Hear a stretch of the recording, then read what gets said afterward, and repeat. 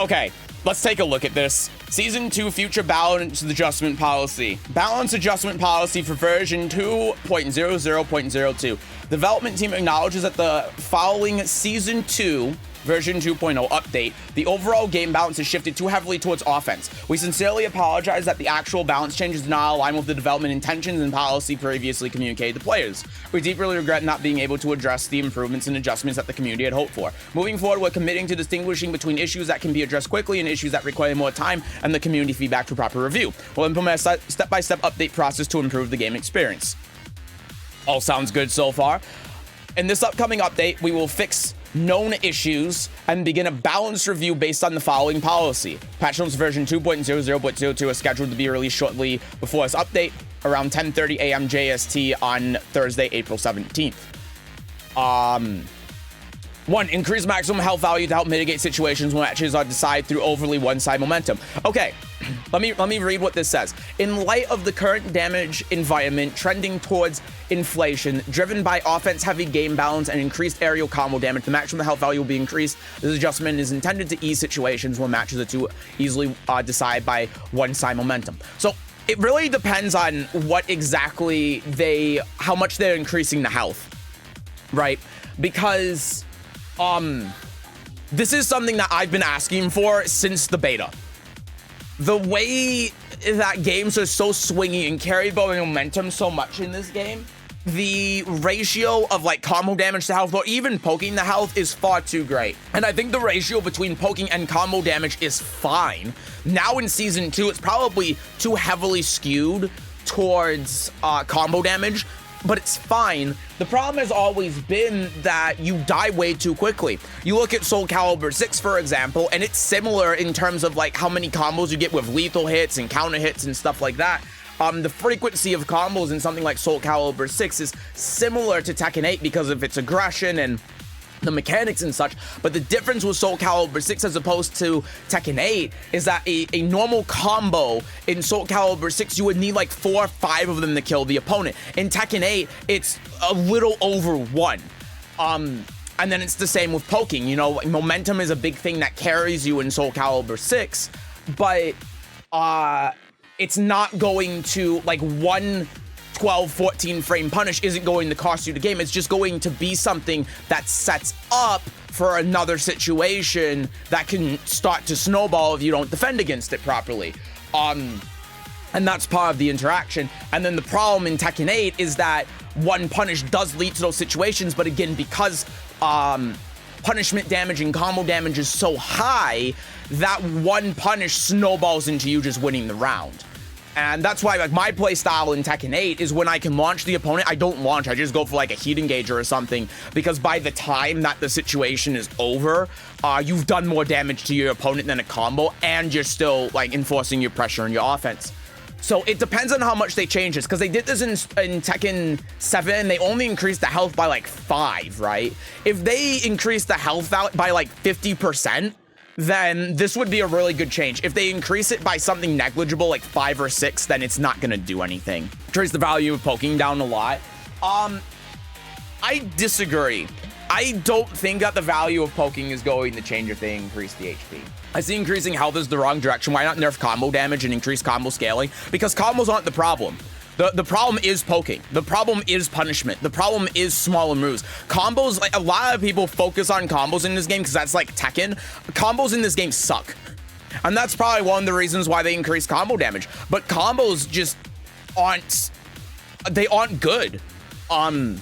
They're very flashy and they do a lot of damage, but because of how strong 50-50s are in this game, the 50-50s and the poking are the actual issue. It's like this game, if you make one mistake, you lose the round 4. Exactly, and it's not off of combos. Most rounds in this game aren't decided by combos, they're decided by poking. And they're decided by punishment. I think it might go up to 200. Yeah, I don't know if 200 is going to be enough. But I also think that it would make sense for them to do it slowly rather than just everything all at once. But let's look at the rest of it. I think increasing health is the right thing to do. I've wanted them to do this since the beta. I've wanted them to do this since the beginning, so this is good. Number 2, gradual adjustment to overly high reward moves. This update adjusts the overall inflation of attack strength and combo damage by implementing adjustments that can be done quickly to moves that provide excessive reward. We recognize this as a game-wide issue rather than a problem limited to specific characters, and plan to continue reviewing and tuning these aspects progressively. This is good. But the problem with this is that even though they recognize this as a game-wide issue, which is good, if they're planning on reviewing and tuning these aspects progressively, then as they update the game, there are going to be some characters that just maybe completely over the top compared to others because they're only addressing them one at a time. It's still better than keeping the game the way it is now, but I think it's going to be a real big problem for balance in Tekken World Tour, right? 50% increase would be 270. I think I would want to see it as like 240, 250, but that's me. 200 means you survive one more poke, or 240 means you survive another combo. Yeah, and I think that's how it should be. Especially because, like, think about like this. When you do a combo in this game, especially with the Season 2 with the increase to wall travel, they're bringing you to the wall, and a wall combo, because of the second tailspin, is already another like combo's worth of damage. So if they increase it from 180 to 200 and the opponent puts you to the wall and the mix-up is another wall splat, you're dying anyway. It's not going to make much of a difference in that regard in terms of combos. But yeah, I don't see poking as the issue. You can win neutral against an opponent, but if the opponent lands a heat engager, they win off that round alone. Well, here's what I'm going to say, Love. I think the reason you think that is because you play Zafina, and Zafina's poking isn't like as snowbally as a lot of other characters. I've always thought poking's the issue. 250, 260 is a sweet spot. 2 combos and a poke. That's what I think, yeah. That's just my opinion, though. Obviously, I don't know everything, and I'm very biased because I play Soul Calibur, and Soul Calibur, like, the equivalent in health as opposed to Tekken is like 2 times. That's how I like it. That ratio between poking and combos and overall health, I really like. Obviously, there are things that change how that dynamic works, like with ring outs, but yeah, just keep in mind when I'm saying that I'm very biased, and I'm probably wrong. Examples of adjustments including this update. Balance adjustment to high-performance moves that can repeatedly create advantageous situations lead to one-side gameplay. Lydia's getting nerfed. Oh, no. What character's the worst with poking, in your opinion? I feel like it's Law. That's a good question. Zafina's definitely down there. It's characters that can't snowball off of their poking. Characters that can't, like, do one thing that's, like, +6 and then just play bigger and bigger Tekken from there. I think Zafina's one of those characters. My experience, I can win the poking game against most opponents and still end up losing the round because they landed a lucky heat engager. Yeah, exactly. And for most characters, it's the opposite, where it's like you hit one thing and then that builds up to heat engager, and then you do heat engager, go in the heat, and then you just win the round from there. Is this a game-wide issue? I feel some characters stand out more than others.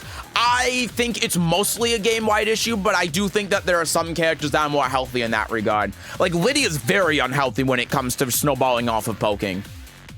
But also, she's more of a, like, on the other hand, Devil's Advocate, she's more of a neutral-focused character, so I meant the one that abuses poking the most. Yeah, I think Love's right. Like, Nina, June, King, Jin. Jin, I think, is a big one. It's tough to say one character definitively. Maybe Steve. You're right about Steve for sure. Maybe even Ana now? Why didn't that reduce the combo damage instead of increasing health? Because the main problem is poking, not combos. Adjustments to moves with a disproportionately high reward compared to their risk, ensuring fair risk-reward balance. Good. Like, it's just a generic thing, but at least they're acknowledging it. Rebalancing the offense and defense aspects of the heat system. This is something that they already said they were going to change. Currently, the benefits gained by the attacking play through the heat system are too great. So the following adjustments have been made. Revised damage scaling when using heat dash to suppress combo damage inflation. See, this is going to be interesting because this is already how it kind of works with Lydia, where Lydia does a heat dash combo and she's only doing like 60-something damage with full combo. Of course, if there's a wall, then there's more. So it makes me wonder, after heat dash, like, if it's going to be reduced to like 40 damage. And granted, I think that would be healthy, but at that point, why do a combo? Why not just have all heat dashes do guaranteed follow-ups and that's it? I think that would make more sense. Adjusted frame advantage on hit for heat engagers, maintaining benefits for the attack while allowing the defender more opportunities. So it's not going to be +17 anymore. Interesting. Again, I wonder how that's going to work with Lydia, but considering Forward 2 exists and is like an armor break, I feel like that Lydia was designed with this change already in mind, because this isn't gonna change how Lydia's post-heat engager game works at all. But if they change it from plus 17 to like plus 5, you know, after a heat dash on block, that would be really good. They make it like plus 9, people will go and they come around. I don't know if there's going to be much of a difference between plus 9 and plus 17. No, there definitely would, because that means you can power crush through like running moves. Some running moves. Heat dash nerf to round ender, make unsafe move safe. Imagine if after a heat dash on hit, they changed it so that the combo can't kill the opponent, like with heat burst. I don't know. That's something I just thought of, but it'd be interesting. Additionally, adjustments have been made to chip damage, reduced additional chip damage during heat. No, Lydia! No! Lydia's dead. Change the system so that moves which already deal chip damage do not receive extra chip damage while in the heat state. Oh. Oh, that's actually a huge nerf to Lydia.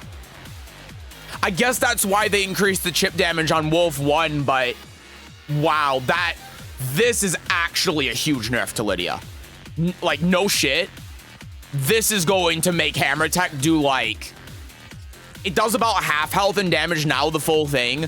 This is probably going to make it do like 33. This is actually a big nerf. On top of the additional reduced chip damage in heat, yeah, this is a big nerf to Lydia. Huge. But we'll see. Chip nerf might be a big nerf to Zafina. Yeah, that's what I was about to say. I'm saying that, but there are a bunch of other characters too, like Zafina, where they are, they're also going to be hit by this really hard. It's not just the Lydia thing. And, you know, this is actually kind of interesting because it means that the gray health deletion with her new moves is actually going to matter. Because right now, stuff like the down back 3 counter hit, the forward 4-3, and the grab, these things that remove gray health just don't matter, because by the time it would actually come up, the opponent's already dead. Like the counter hit down back 3 already kills the opponent after all of the gray health. So if you do something to delete it, it just doesn't matter. They already lost. But if you make it so that it's doing half of the chip damage that it's doing now, then it could actually come up. Because the opponent's not just dead at that point after all of your chip damage has been done. So, I don't know. It'll be interesting to see. Lydia got nerfed. You did it, Seth? It's so funny, too, because they buffed Hammer Attack, and then they nerfed. But this isn't a direct nerf to Lydia. So, honest debuff no longer stacks with heat chip. Maybe? It's hard to say. The hammer was too powerful. They buffed the hammer, and they didn't know what they did. Characters becoming Money with level 3 drill the second the turn on heat was egregious. I don't think that any characters were as bad as Amane, to be fair. But you're right. Some characters like Jin and Kuma that were able to do that, the wall were pretty dumb. Hopefully this is a character by character basis and not overall. Yeah, I mean, we'll see what happens. If they make it so that chip damage with Lydia is just useless, then that would suck, because it's removing one of the unique aspects about her. And it's the same with Ana too. But at the same time, with some characters, the amount of chip damage they did was clearly unintentional and it had to be changed. So we'll see. I think it's more healthy for the game overall if they just kill her and then rework it and rebuff characters from the ground up in terms of chip damage. Rather than the other way around, just because it's so bad right now. Future updates will include adjustments to the amount of chip damage dealt by individual moves. Okay, so there you go. Yeah, that is what they're doing. So they're just gutting it now, and then they're going to build it up in the future, which I think is the right way to go, balance-wise. I hope they nerf Zafina's self-damage on her arm moves if they do less chip damage. They should, and they did that before. Characters were designed with heat, so they have to rebuild. Yeah, I mean, again, like, Lydia is... Even if she wasn't designed around chip damage initially, they did in Season 2. Now, whether or not that was because of me or not, listen, I'm not going to say anything. I'm just saying it probably was. But at the end of the day, the way that chip damage works in the game is unhealthy. So if my character gets nerfed to make the game overall better, and then they adjust it in the future, because chip damage is clearly a direction they want to go with some characters like Lydia, Anna, even Zafina and Bears. Then like I think that's a good way to handle it. Anna's debuff should chip outside of heat and just delete real health in heat. Fuck it. That would be kind of interesting, actually. In the next update planned from mid-May, adjustments will include reducing air combo damage and reevaluating the performance of heat burst. Additionally, we'll continue to review issues that could not be addressed in this update, such as moves that consistently create advantageous situations leading to one-sided matches, attacks with disproportionately high reward. Yeah, so it seems like what they're doing is they are just moving forward. Will remain committed to incorporating player feedback and will focus on resolving the case of overly dominant character performance and interactions. So it sounds like they have a good idea on how they're going to fix the game. They're not doing the season 1 thing where they're just waiting for everything to, like waiting for the season to be done, just leaving it where it is for the sake of the competitive aspect of the game or whatever. And they're recognizing that there are some things that can be quickly fixed and they need to be. There are, of course, some things that need more time to be able to fix fully, and they're doing that, and that's good. Like, I think that this is the right response. Now, of course, we have to see what the actual update brings, because what they say doesn't necessarily translate to what they do, and they even acknowledge that somewhere in here, that what they intend to do isn't what they actually do.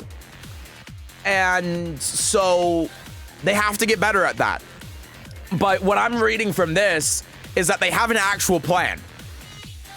They have a plan for how they're going to update the game for season 2. They're focusing on nerfing. They are, and even when it comes to characters that might benefit from these systems or designed around these systems, they're saying, you know what? It's gone too far in this direction. It's gone too far in this aggressive direction. It's way past the point of what we intended. So we just got to nerf everything universally and then build up the characters that were designed to be able to play around these systems, and were designed to interact with these systems. And I think that's the right way to go. So even if this is a big nerf to my character, even if this is a big nerf to Lydia, I don't care, because this is the right way to go. And the way that these systems work with the characters they're intended for, I think work really well. It's just that it comes at the cost of the overall health of the game. So you can nerf everything universally and then tune the characters where they're designed around these systems, and it'll work, and it'll make the game better overall. So I think this is good. I'm really happy with this. There's nothing in here that I look at and I personally think is a problem. I can understand that there might be some people that have some problems with certain things, like the health increase, for example, but the overall general idea of what they're laying out, I think, is good, and I don't have any problems with it. So those are my thoughts. That's what I think. I'm happy with this. Again, we gotta wait and see what the patch notes actually say before we make any definitive conclusions. But because there could be things in the patch notes that just don't address any of the issues, like, for example, Victor's Oki in season 2 not getting touched. But just like snapshot thoughts, this is good. And hopefully it continues to be good. This is the path that they need to go on to be able to fix the game and get the game back to being a game that Tekken players actually like. And even though people might be upset about this, and you might have people say it's not enough, at the end of the day, there always has to be a first step to fixing all of the problems, and this is the first step. You can't expect them to do everything all at once, and as long as they're taking the first step and moving in that direction, even if it's not as fast as you want it to be, it's still better than if they just didn't do or say anything. And I think that's important. This is going to be a process, and I'm not going to be able to fix it overnight. The game is so broken and there are so many problems. Season 2 is going to be a testing phase. And I think season 3, this game's going to be great. But right now, it's just, there are going to be issues throughout the entire season. And we just have to accept that. That's why I was thinking since last time they said they were buffing defense, and here we are. Yeah. And that's why we got to wait. I'm only basing that off of what they say on the surface. I'm not going to assume anything. I'm not going to be like, I don't know, they're not going to actually do this or whatever. I'm reading everything on the surface as it is, and I'm taking it at face value. And if they do something different, then we'll talk about it then.